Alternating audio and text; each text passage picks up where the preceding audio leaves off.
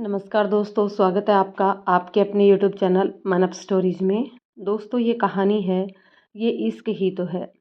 और इसके 11 part upload हो चुके हैं, ये 12वां पार्ट है। तो चलिए दोस्तों, कहानी के इस पार्ट को शुरू करते हैं। पापा ने मम्मी की तरफ देखा और फिर मम्मी ने मेरे सिर पर प्यार से हाथ रखते हुए कहा, देखो दीप्ति, नक्श बहुत ही अच्छा लड़का है और उसमें कोई बुराई नहीं। उसके मम्मी पापा को भी हम जानते हैं, दोनों का व्यवहार भी काफ़ी अच्छा है। सब कुछ अच्छा है तो मम्मी फिर हाँ कहने में इतनी देर क्यों? मैंने झल्लाते हुए पूछा था। बेटा, सब कुछ सही है, लेकिन एक बात जो हमें इस रिश्ते को सहमति देने से रोक रही है, वह है हमारी और उनकी आर्थिक स्थिति। तुम्हें पता है ना, हम दोनों परिवारों की आर्थिक हैसियत में जमीन आसमान का अंतर है। बेटा, एक दूसरे को जानना, बातें करना एक अलग बात है, और उनके साथ जीवन भर के लिए निभा करना दूसरी बात। हम चाह कर भी उनकी कसौटी पर खरा नहीं उतर पाएंगे। कितना भी तेरे पापा एड़ी चोटी का जोर लगा ले, शायद ही उनकी इच्छाएं पूरी कर पाएं। मुझे लगता है कि अब तुझे अपनी मम्मी पापा की परेशानी का कारण समझ में आ गया होगा। मम्मी पापा की बातों ने मुझे भी सोचने पर मजबूर कर दिया था। अब तक तो मैंने इस तरह से सोचा ही नहीं था। सही तो कह रही थी मम्मी, वह आसमान तो हम जमीन थे। पापा की सैलरी जितना तो नक्श महीने भर में खर्चा कर देता होगा। बचपन से जानती थी उसे, इकलौता बेटा था वो। उसके मुंह से निकलने से पहले ही उसके मम्मी पापा उसकी हर फरमाइश पूरी करते थे। इकलौती तो मैं भी थी, और मेरी भी हर फरमाइश मम्मी पापा ने हमेशा पूरी की थी। लेकिन ख्वाहिशें और फरमाइशें भी तो अपनी चादर देखकर ही की जाती है ना। तो बस यही अंतर था मुझ में और नक्श में। जब 2 दिन तक मैं नक्श से मिलने नहीं गई, तो वह मुझसे मिलने मेरे घर आ पहुंचा। उसके जोर देने पर जब मैंने उसे सारी बात बताई, तो कितना हंसा था वो मेरी बातें सुनकर।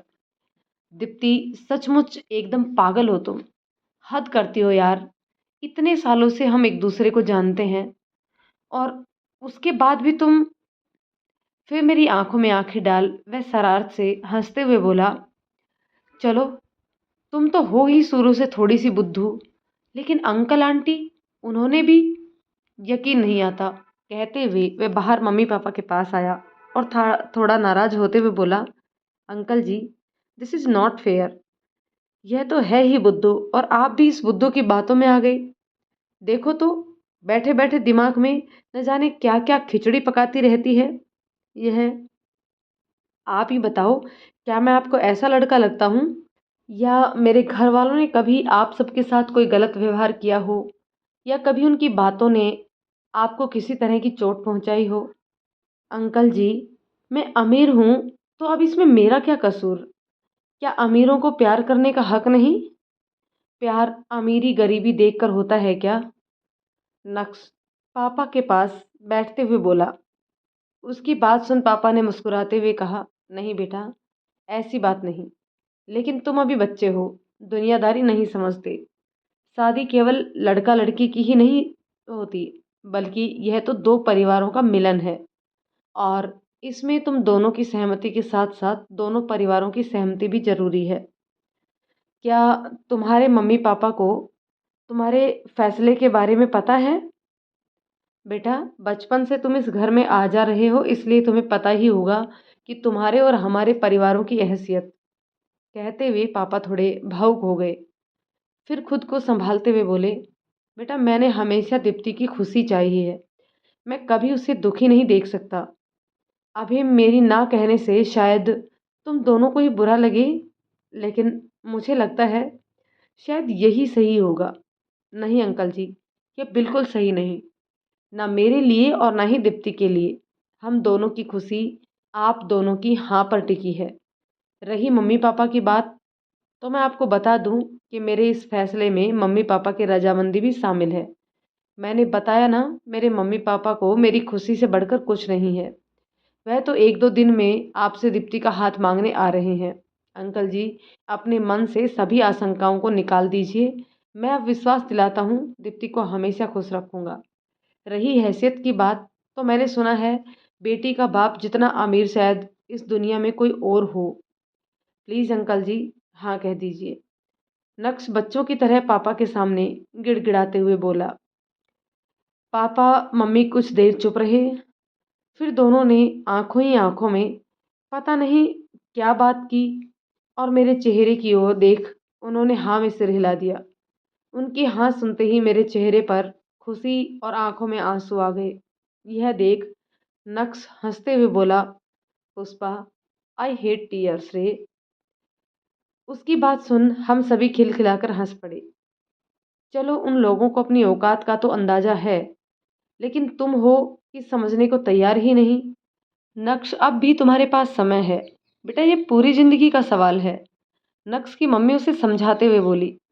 क्या मम्मी, फिर से वही भाषण चालू कर दिया आपने। इसमें सोचना समझना क्या है। अरे शादी के लिए एक लड़की पसंद होनी चाहिए, तो मुझे दीप्ति शुरू से ही पसंद है। बस बात खत्म। और क्या सुनना चाहते हो आप। हद है यार पापा, आप ही मम्मी को समझाओ। अब इनको अपना स्टेटस अपने बेटे की पसंद से ज़्यादा प्यारा हो गया है क्या। क्या ये मेरी वही मम्मी है जो मेरे मुंह से निकलने से पहले ही मेरी हर ख्वाहिश पूरी कर देती थी, और जब मेरी ज़िंदगी की सबसे बड़ी। हाँ बेटा, यही तो मैं कह रही हूँ कि यह तुम्हारी ज़िंदगी का सवाल है, कोई दुकान में रखा खिलौना नहीं जो तुम्हें पसंद आया और लाकर दे दिया, और कुछ ही दिनों के बाद तुम्हारा मन किया और तुमने उसे फेंक दिया। शादी का मतलब उम्र भर का बंधन। समझ क्यों नहीं रहे हो तुम। नक्श की मम्मी उसे फिर से समझाते हुए बोली। मम्मी, समझना मुझे नहीं आपको है। पता नहीं क्या इतना सोच विचार कर रही हो। पापा, आप क्या ऐसे चुपचाप बुत बने बैठे हो, बोलते क्यों नहीं। क्या बोलूं बेटा, तुम्हारी मम्मी बिल्कुल सही कह रही है। बेटा हम दोनों परिवारों में जमीन आसमान का अंतर है। बात दोस्ती तक ठीक थी, लेकिन उसे पत्नी के तौर पर देखना, मुझे तो नहीं लगता कहीं से भी दीप्ति तुम्हारी पत्नी बनने के लायक है। नक्श के पापा अपनी पत्नी के सुर में सुर मिलाते हुए बोले। क्यों पापा, क्या बुराई है दीप्ति में। आप और मम्मी तो हमेशा से उसकी बड़ाई करते आए हो कि कितनी होशियार लड़की है, और आज जब मैं उससे शादी करना चाहता हूँ तो आपको उसमें कमियां ही कमियां नजर आ रही हैं। ऐसा क्यों, आखिर ऐसा क्यों। नक्श थोड़ा नाराज होते हुए बोला। बेटा हम कब कह रहे हैं दीप्ति अच्छी लड़की नहीं है। दीप्ति बहुत अच्छी लड़की है, लेकिन जहाँ तक बात शादी की है तो मैं भी तुम्हारी मम्मी से सहमत हूँ। बेटा हमारा उठना बैठना, पहनना ओढ़ना, हमारा स्टैंडर्ड और हमारी सोसाइटी उनसे बिल्कुल अलग है। जो बात तुम्हें अभी बिल्कुल छोटी और मामूली लग रही है, वही बाद में बड़ी नजर आएगी। समझाना हमारा फर्ज था, आगे तुम्हारी मर्जी। नक्श के पापा उसकी तरफ देखते हुए बोले। पापा आप बेफिक्र रहें, ऐसा कुछ नहीं होगा। अरे उनके पास रुपये पैसे कम हैं, लेकिन हमारे पास तो नहीं। दीप्ति बहुत ही इंटेलिजेंट लड़की है, कुछ ही दिनों में हमारी सोसाइटी में घुल मिल जाएगी, और शादी के बाद मुझे कौन सा रोज रोज उनके घर जाकर बैठना है। इसलिए पापा आप लोग टेंशन ना लें, बस आप तो जल्दी से अपने बेटे की शादी की तैयारियां शुरू कर दें। नक्श अपने मम्मी पापा को आश्वस्त करते हुए बोला। अपने बेटे की जिद के आगे नक्श के मम्मी पापा ने हथियार डाल दिए, लेकिन दीप्ति उन्हें बिल्कुल भी पसंद नहीं थी। एक मिडिल क्लास फैमिली की लड़की उनके घर की बहू बने, यह उन्हें बिल्कुल भी नहीं सुहा रहा था। लेकिन बेटे के आगे उनकी एक ना चल रही थी। नक्श के मम्मी पापा दीप्ति के घर बात पक्के करने गए तो दीप्ति की मम्मी पापा की खुशी का ठिकाना ना रहा। दीप्ति की मम्मी ने अपने हाथों से उन लोग सबके लिए खाना तैयार किया, लेकिन खाने के समय नक्श की मम्मी नाक सिकोड़ते हुए बोली। बहन जी माफ़ करना, इतना तेल घी वाला खाना हम लोग नहीं खाते। माफ़ करना बहन जी, हमें पता नहीं था। चलो कोई बात नहीं, आप दाल और पनीर भुर्जी तो ले लीजिए, इसमें तेल मसाला कम है। हम लोग तो वैसे भी बहुत सादा खाना खाते हैं, लेकिन मेहमानों के लिए यह सब तो बनाना ही पड़ता है। बेटा तुम तो लो, तुम तो अभी जवान हो, जवान बच्चों के लिए तो। दीप्ति की मम्मी नक्श को खाना सर्व करते हुए बोली। नहीं नहीं आंटी जी, मैं भी आजकल डाइटिंग पर चल रहा हूँ, ऐसी चीज़ें थोड़ा अवॉइड कर रहा हूँ। यू नो, शादी तक चाहता हूँ ये पेट थोड़ा अंदर हो जाए, इसलिए सॉरी। नक्श के पापा ने भी एक दो कोर मुंह में खाने के बाद प्लेट आगे सरका दी। दीप्ति को नक्श व उसके परिवार वालों का यह व्यवहार बिल्कुल पसंद नहीं आया। कितनी सुबह से उसकी मम्मी उन सब लोगों के लिए खाने पीने की तैयारी में लगी थी, लेकिन उन लोगों ने खाने की तारीफ तो दूर, उसे चखने की भी जहमत नहीं उठाई। हद है, लोगों को दूसरे की भावनाओं की बिल्कुल कदर नहीं। उन लोगों के जाने के बाद दीप्ति को उदास देखकर उसकी मम्मी उसे समझाते हुए बोली, चलो इस बहाने उन लोगों के खाने पीने की पसंद के बारे में तो पता चला। आगे तुझे जाकर सुविधा हो जाएगी। उनकी बातों को ज़्यादा मन से मत ले। जो लगा कह दिया, वरना तो लोग ऐसी छोटी छोटी बातों को भी बाद में बतंगड़ बना देते हैं। बेटा, इन सब बातों को दिल से नहीं लगाते। दीप्ति व नक्श की शादी तय हो गई और शादी 2 महीने के बाद थी। दोनों ही घरों में शादी की तैयारियां जोर शोर से होने लगी। नक्श के परिवार वालों ने उसे लहंगा पसंद करने के लिए बुलाया और दीप्ति की पसंद देख नक्श की मम्मी के साथ साथ नक्श का भी मुंह बन गया। नक्श दीप्ति को अलग से ले जाकर समझाते हुए बोला, दीप्ति, यह क्या, इतना हल्का लहंगा?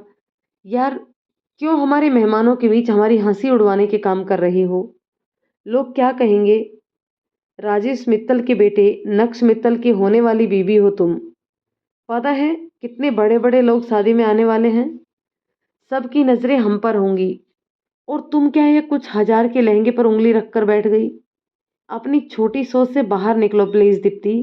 पैसों की चिंता मत करो, लहंगा तो हमारी तरफ से है ना? नक्श आखिरी वाक्य पर जोर देते हुए बोला। नक्श, बात पैसों की नहीं, बात कंफर्टेबल की है, और कुछ घंटों के लिए लाखों रुपए फूंक देना कहाँ तक जायज है? मैं इतना भारी लहंगा नहीं पहन सकती। गर्मी का मौसम है, पता है ना? तो क्या तुम्हारे मम्मी पापा ने वेन्यू एसी वाला नहीं करवा रखा? नक्श उसे अजीब सी नजरों से देखते हुए बोला। नक्श की बात सुन दीप्ति को बड़ा अजीब लगा। वेन्यू फुली एसी है मिस्टर नक्श मित्तल, लेकिन फिर भी मैं इतना भारी लहंगा नहीं पहन सकती। उसकी बात सुन नक्श मुंह बनाकर वहां से चला गया। दीप्ति की मम्मी को जब बात पता चली तो वह दीप्ति को समझाते हुए बोली, पागल हो गई हो क्या? इतनी सी बात नहीं मान सकती तुम उसकी? अभी से? क्या मम्मी, अभी से? बात मानने लायक होगी तभी तो मानूंगी ना। शादी हो रही है, कोई तमाशा नहीं। लोगों को दिखाने के लिए इतना दिखावा? बेटा देखो, यह बात तो तुम मानोगी ना कि उनकी सोसाइटी और रिश्तेदार हमारे यहाँ से बिल्कुल अलग हैं।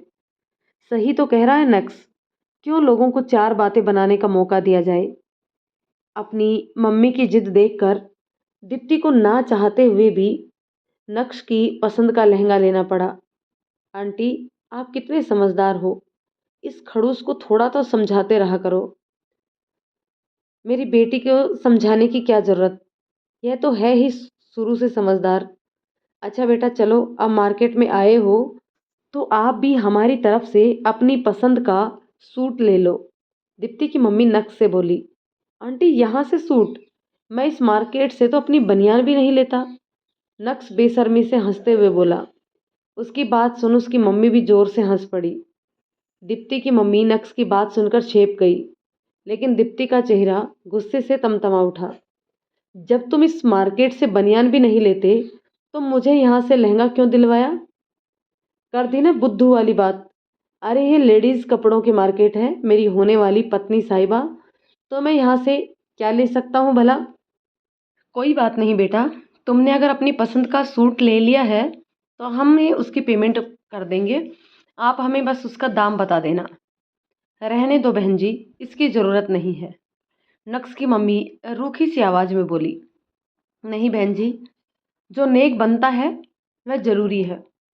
फिर जैसे दीप्ति आपकी होने वाली बहू है, आपने उसकी पसंद का लहंगा उसे दिलवाया है, तो नक्श भी तो मेरा इकलौता होने वाला दामाद है, तो मेरी भी कुछ ख्वाहिश है।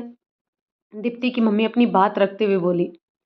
आप तो नाराज़ हो रही हो, मैं तो आपके भले के लिए ही कह रही थी, क्योंकि नक्श ने शादी के लिए जो सूट लिया है उसकी कीमत शायद ही आप अफोर्ड कर पाओ, लेकिन फिर भी आप पूछ रही हो तो मैं आपको बता दूं, वैसे तो दीप्ति को पता ही है मेरे बेटे के शौक बहुत हाई फाई हैं, इसलिए यह कोई सस्ती चीज़ पसंद करता ही नहीं है।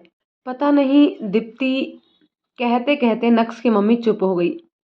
अपनी मम्मी की कही इस बचकानी बात को नक संभालते हुए बोला, आंटी, मम्मी को मजाक करने की आदत है, उनकी बातों को सीरियसली मत लेना।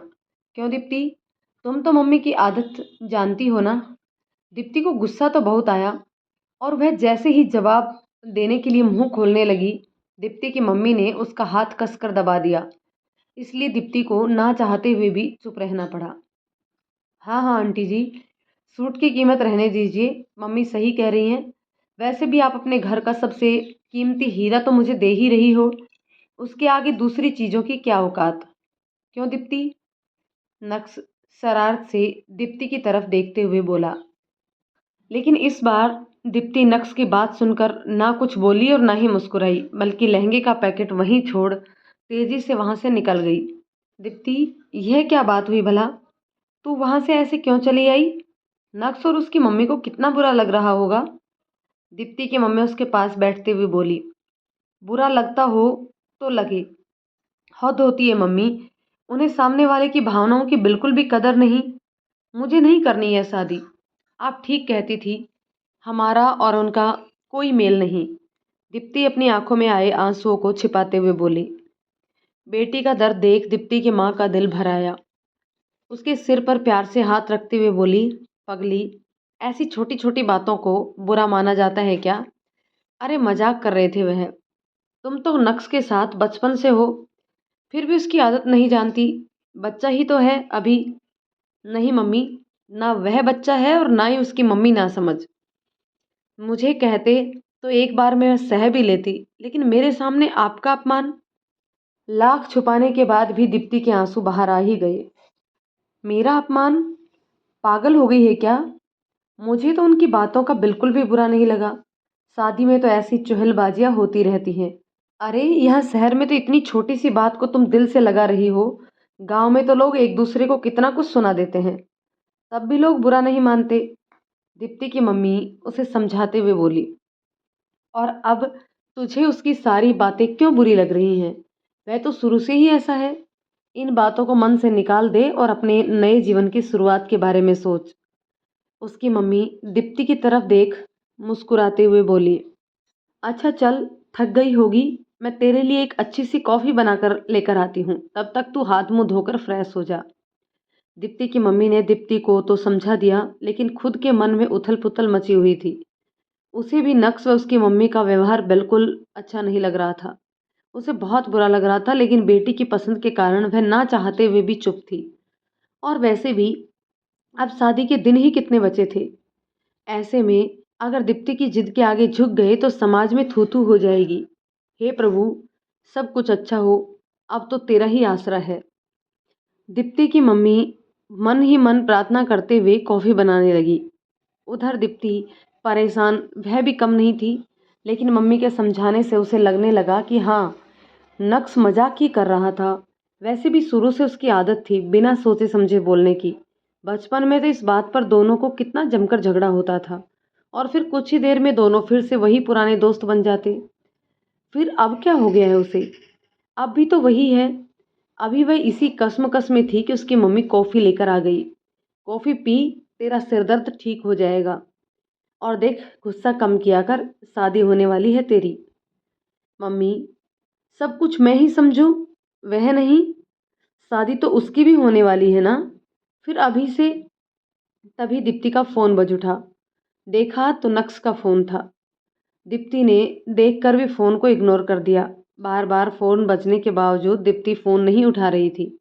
उसकी मम्मी ने आंखों ही आंखों में उसे फ़ोन रिसीव करने के लिए कहा, तो ना चाहते हुए भी दीप्ति को फ़ोन उठाना पड़ा।